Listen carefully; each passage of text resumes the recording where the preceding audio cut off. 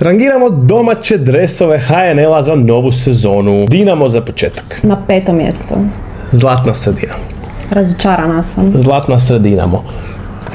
Dovoljno dobar za 3. mjesto. Gorica na 6. mjestu, iako mi je uvijek pohvalno za njih što uvijek zapravo odskaču od ostalih dresova.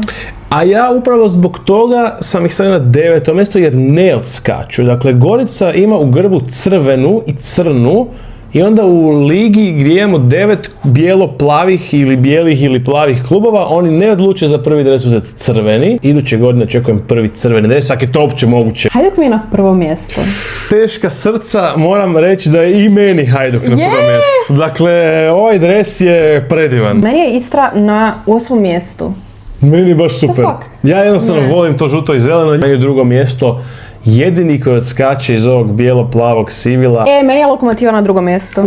Da. Meni je Loksa 8. Osijek na 6. mjestu bio bi puno viši da ovaj ružni crveni MOL logo tu ili idealno nije uopće. Ili da je barem farban u bijelo ili u plavo. Da, meni je na 9. mjestu. Rijeka, di su morski psi?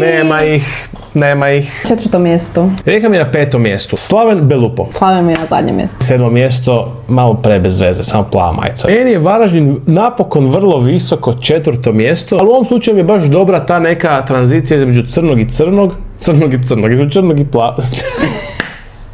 Između črnog, ne? Isto dosta visoko na 3. mjestu. I za kraj je ostao jedini klub čiji ja službeni post o novom dresu nisam našao. Ja sam sad tu stavio dres koji igrači drže, novo pridošli igrači kad se slikaju. Pretpostavit ću da je to prvi dres, ali čini mi se da nije nov, nego da je od prošle sezone i zbog toga na zadnjem mjestu. Meni je na 7. mjestu. Ne mogu staviti stari dres među nove, nije fair prema ovima koji su ih zapravo napravili i objavili. Uskoro gostujući dresovi, iako to isto nisu svi objavili, tako da ajmo klubovi, sezona je počela, ljudi žele sadržaj, dajte dresove.